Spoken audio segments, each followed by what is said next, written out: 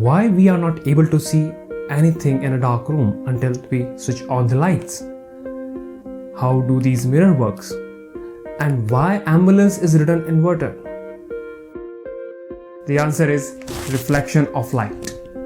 And in this video, we are going to talk about what actually the reflection of light is and the laws behind it. But before that, let me tell you, there are some objects which emit lights. For example, the sun and the bulb.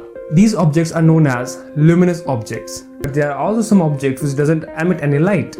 For example, the moon and furniture. And these are called as the non-luminous objects. But if the moon doesn't emit any light, then how we are able to see it? We are able to see it with the help of sun. Sun emits light and then it falls on the moon, and then moon reflects it toward the earth. And similarly, this is how we are able to see the non-luminous furniture in the room. As we turn on the bulb, light falls on the furniture and then the furniture reflects it toward our eyes, and we are able to see the furniture. But what actually the reflection of light is? It is simply the bounce back of light to the same medium. To understand it more clearly, consider this example. We named the air as a medium 1 and the wall as medium 2. And now if I throw this ball towards the wall, then it reflects back to the same medium. It doesn't passes through the wall. It reflects back to the same air. Similarly, light bounces back off the mirror to the same medium. So before moving further deep into the laws of reflection, let's have a look on the prerequisites, or you can say the basics required to understand the laws of reflection. This is how we used to see the mirror in our real life. But in order to understand the ray diagrams and the laws of reflection, we need to look at the mirror from its edge. As we all know, the mirror is made up of glass. But is it sufficient to make it reflective? I don't think so, because light can pass through it. As we all know, the glass is transparent. So we need to paint the back side of the mirror with a reflective coating of silver color, because the silver is the shiniest color in the world.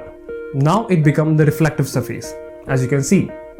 And one more thing, if I draw a perpendicular to the surface of mirror, that perpendicular is known as the normal to the mirror.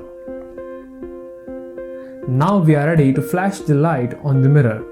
As I turn on the light, a ray is incident on the mirror. This ray is known as incident ray.